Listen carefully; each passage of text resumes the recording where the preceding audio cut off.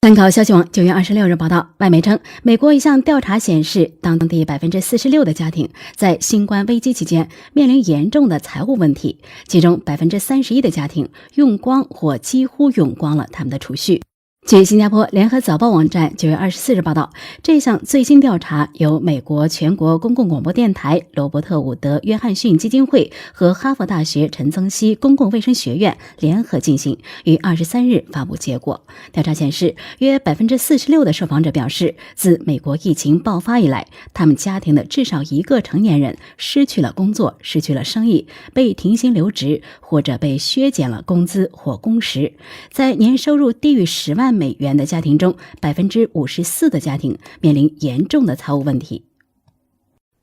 东方网报道，2周前，华为消费者业务 CEO 余承东在开发者大会上向外界透露了华为即将面临的困境。5天后，美国的制裁开始生效，华为这架破飞机正式被断供。截至9月26日，华为遭断供已10日有余。华为员工静子在接受采访时说，早在2年前，公司从上到下就已经树立了一个观念，制裁明天就会开始。虽然这个明天足足过去了800多天，但对华为的员工来说，这一切似乎已经习以为常。静子告诉东方网新闻记者，在美国正式向华为挥舞大棒时，他所在的部门已经要求员工放弃幻想，即使存在豁免期，但华为内部似乎已将工作状态调整到断供的节奏中。6388元，这是华为遭断供后某电商平台上一台二手的华为 Mate 30 Pro 5G 手机的价格。但东方网新闻近期在走访华为线下门店时发现，这款1年前发布的搭载了麒麟990芯片的华为旗舰机，售价最低甚至可以达到5399元，且大多货源充足。华为经销商黄立群对此似乎也是见怪不怪。自从美国制裁后，炒作华为手机的人大有人在。在断供前后，部分华为供应商依然还希望美国政府能网开一面，同时也在争取能够继续供货华为。在代工方面，台积电表示，公司取消向华为供货的同时，正积极向美国政府申请并提交供货许可。半岛都市报综合报道，430万的房子100万强买，到借款人家里泼机油，把人逼得跳楼自杀。9月26号，青岛市市南区人民法院一审公开宣判王占志等16人涉黑案。自2008年10月起，王占志及同伙假借民间借贷之名，招揽社会群众借款，并采用暴力、威胁等手段，非法占有借款人及其亲友的房产20余套，财物近1500万元。多达100余人被该组织诈骗、滋扰、拘禁和威胁。丁某曾向王占志借款41万元，在偿还58.78万元后，债务仍在累高。当债务增加到100万元时，丁某被诱骗签订一份房屋买卖合同，将430万的房产以100万元的价格卖给王占志。韩某某和女儿王某累计向王占志借款约100万元。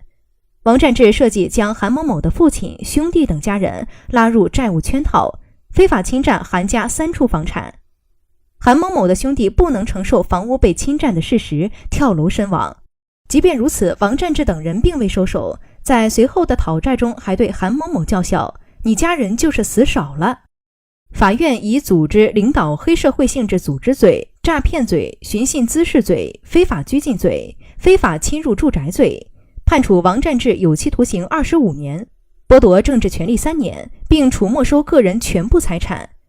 其余15名被告人分别判处17年3个月至1年8个月不等的有期徒刑，并相应判处罚金。新闻方报道，9月2日晚上，赵先生向警方求助，称其母亲可能正在遭遇电信网络诈骗，但他怎么劝母亲都不听。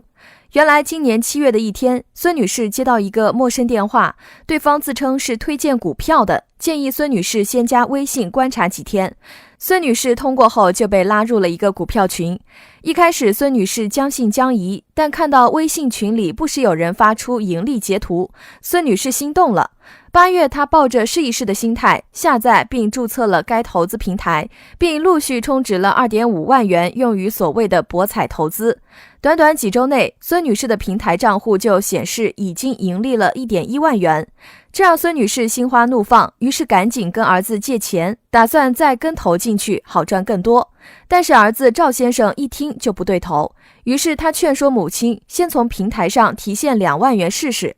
赵先生说，我们操作提款之后，我妈微信里之前加她的一个好友来找她，像套话一样的，看看是不是你本人，又是打语音电话，又是把之前跟你聊天的内容核实，反复套话。赵先生选择了报警，孙女士觉得民警在挡自己财路，为了让孙女士信服，教孙女士一套话术来回复骗子。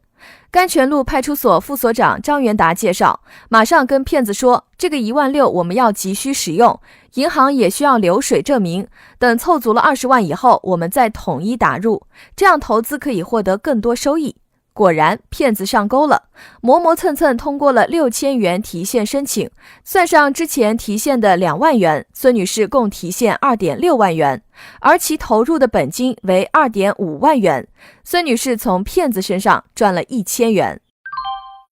国际新闻报道，美国总统特朗普自诩干了一件总统所能干的最大的事，甚至标榜自己这一步俨然为美国未来40-50年定下了基调。当地时间9月26号，美国传奇最高法院大法官路斯巴德·金斯伯格病逝刚1星期，特朗普当天宣布提名艾米·科尼·巴雷特填补空缺。巴雷特和金斯伯格同为女性，但政治倾向差别较大。巴雷特1972年1月28号出生于路易斯安那州新奥尔良市，是7个孩子中的老大，下有5妹1弟。父亲是壳牌石油公司律师，母亲是家庭主妇。巴雷特拥有学术精英、保守派、虔诚天主教徒3大身份标签，被形容为保守派的宠儿。美国宪法规定，最高法院大法官由总统提名任命，由参议院批准人选，而且投票只需简单多数即可通过。由于目前共和党占据参议院多数席位，民主党需要4名共和党议员倒戈才行。目前只有2名共和党参议员反对在大选投票日前通过听证任命。因此，美国媒体普遍认为，除非出现重大意外，民主党人拖延或否决巴雷特提名的手段有限。雁南赵北报道，9月25号，保定市的李女士向媒体反映，由于自己的亲信60万元房款给了对方以后，才发现房证是假的。据李女士介绍，她在保定涿州市工作，几年前她在涿州买了一套房子，如今还剩下70多万元贷款。为了给孩子创造一个好的上学环境，他打算把涿州的房子卖掉，再从保定买一套房子。得知他想换房子后，一个偶然认识的朋友刘某给李女士介绍了一个买家高某，称高某可以买下李女士的房子，还能帮李女士在保定弄一套特价房。高某向李女士表示，自己在保定市区有3套房子，李女士可以随便挑一套，置换涿州的这套房子。经过选择后，李女士看中一套147平米的房子。经过核算双方的房价，李女士与高某达成一致，高某买下李女士在涿州的房子，由高某负责偿还剩下的70余万元贷款。李女士买下高某的房子，付给高某差价约60万元。李女士把6张信用卡给了顾某去提额，并在2家银行分别贷款19.6万、23.1万。然而，钱被高某刷走后，对方却迟迟不办理过户手续。在李女士一再催促下，高某才通过微信发给李女士一张房本照片。但李女士来到房管局查询，发现高某发来的是一个假房本照片。而此时，李女士一共被高某转走了60万左右。目前，李女士已经向警方报案。她从办案民警处了解到，高某还涉嫌了其他诈骗案件，目前案件正在调查当中。环球时报消息，美国国务卿蓬佩奥在《纽约邮报》星期四刊登的专访中，恶毒污蔑驻纽约总领馆是中国在美主要间谍活动中心，并且扬言美国可能会逮捕更多的中国外交官和特工，这是美方要推升中美外交冲突烈度的最新威胁。将中国驻纽约总领馆描述成间谍活动中心，如此粗暴的指控，即使在美国和西方世界里也很少会有人相信，这是美方在滋事挑衅，而且很可能是美方为对中国驻美外交官和机构采取新的行动进行舆论铺垫。美方近来这样高频度制造中美外交事端，是国际外交史上非常罕见的表现。即使在冷战时期，美苏之间也大多就事论事，多个方向同时找茬滋事，制造危机也是没有过的。很多人推测，特朗普政府将在大选前制造更加轰动但可控的中美危机。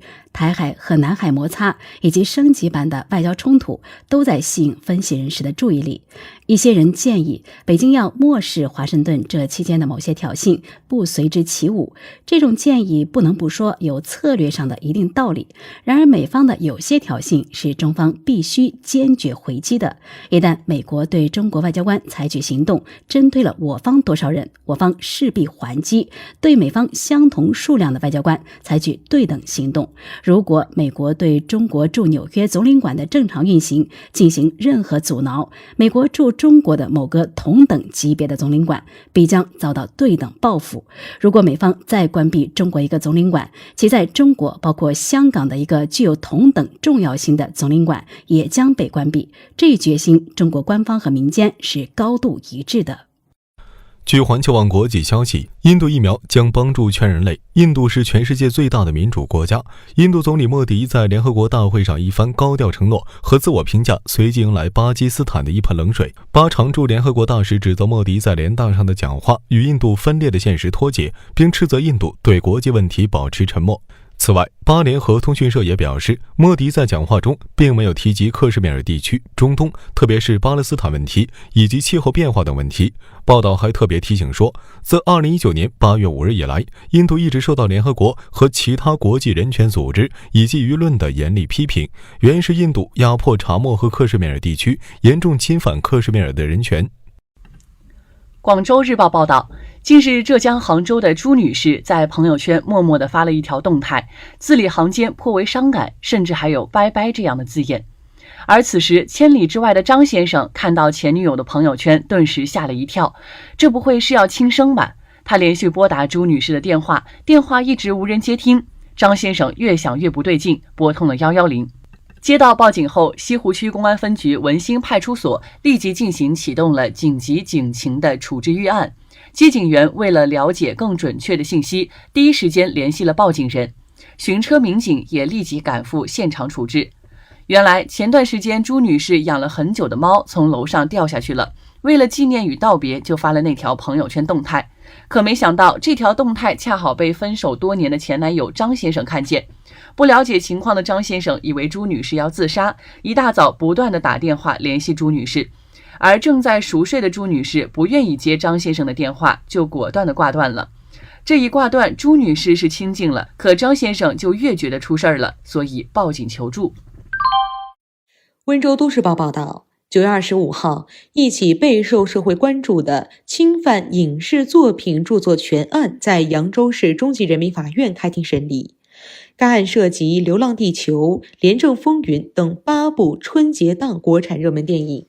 经过4个多小时的公开庭审，4名被告人因侵犯著作权获刑，一审被判处有期徒刑4至6年不等，并处罚金人民币共计1280万元。2019年4月29号，公安部在扬州召开新闻发布会，通报公安部部署开展打击春节档电影侵权盗版违法犯罪活动，成功侦办215系列专案工作情况。影视导演演员吴京、黄渤、沈腾和导演、编剧、作家韩寒也出现了当天的发布会。其中，扬州警方打掉的春节档高清盗版影片线下制作源头和销售网络团伙案，成为系列专案第1案。经查，2017年至案发，多名犯罪嫌疑人通过对正版影片翻拍制作高清盗版片源，发展下线，将翻拍的盗版片源添加水印并加密后上传至网盘，以付费加盟会员的形式，将万余部电影提供给下线私人影吧非法放映牟利。据中国版权协会监测数据显示，8部贺岁片侵权链接达 3.89 万条，点击播放总量约 8288.2 万人次，造成票房损失约 7.87 亿元。据新京报贝壳财经讯消息，针对近日市场上出现的不少关于银行和蚂蚁代销渠道的争论，9月27日，支付宝方面表示，两者服务客群和服务方式并不相同，其实是互补的关系。支付宝通过降低门槛培养和服务长尾的理财用户，并通过各类投教形式让大众养成好的理财习惯。而一位不愿意透露姓名的资深业内人士则对记者坦言，其实银行与互联网渠道的竞争由来已久，不在乎多一次，最终还是要凭实力说话，只是基金公司被迫选边站，并不利于未来的发展。他认为基金公司打造明星基金经理和选择单一渠道合作都是短视的行为，毕竟没有人和机构是常胜将军，居安思危还是很重要的。基金公司的优秀产品和渠道的推广能力都是优质资源，合作应该是开放的，谁都不愿意做备胎。截至11点半，贝壳财经记者发现，5只蚂蚁集团战配基金中已有易方达、鹏华的2只基金售罄，中欧、汇添富和华夏的3只基金仍可认购。另外，支付宝页面显示，这类基金总计已有超500万人购买。记者的身边也有不少基民认购了这类基金，但多持试水态度，认购金额多为几百元到2000元。钱江晚报报道，花钱治病还是留给家人。杭州32岁 CEO 患胃癌后，面对4个老人2个娃感到崩溃。林健32岁，是一家大型公司的 CEO，1年前被确诊胃癌中期。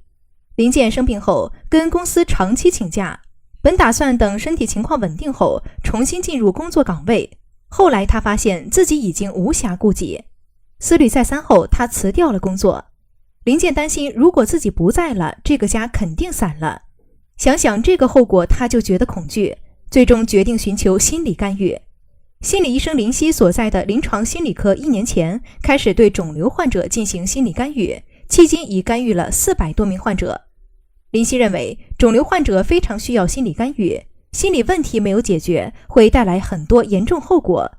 比如患者不配合治疗、消极对待治疗，最严重的后果就是自杀。所以，肿瘤患者所需要的心理干预，并不是问题被解决、被控制，不是告诉他们要坚强，一切会好起来的，相信奇迹，这些简单的心灵鸡汤，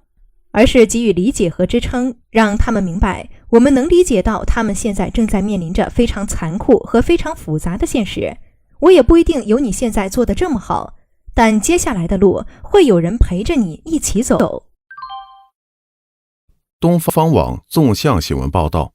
华为被断供后，中芯国际也要跟着被美国拉黑。昨日，外媒纷纷援引美国商务部文件称，美国政府对中国芯片制造企业中芯国际施加了出口限制。9月27日，中芯国际回应称，公司未收到此类官方信息。同时，东方网纵向新闻记者也发现，这则消息虽然并非空穴来风，但依旧错漏百出。北京时间昨日晚间，包括路透社、金融时报在内的海外媒体报道称，美国商务部已对中芯国际施加了出口限制。路透社表示，美方认为出口给中芯国际的设备存在运用到军事领域的风险，而此类风险是美国无法接受的。据悉，外媒报道中所援引的内容为美国商务部的信件。报道显示，这封信件发布于当地时间本周五。文件中，相关部门将中芯国际的公司地址写为长江路18号，但记者了解到，总部位于上海的中芯国际，其官方地址应为张江路18号。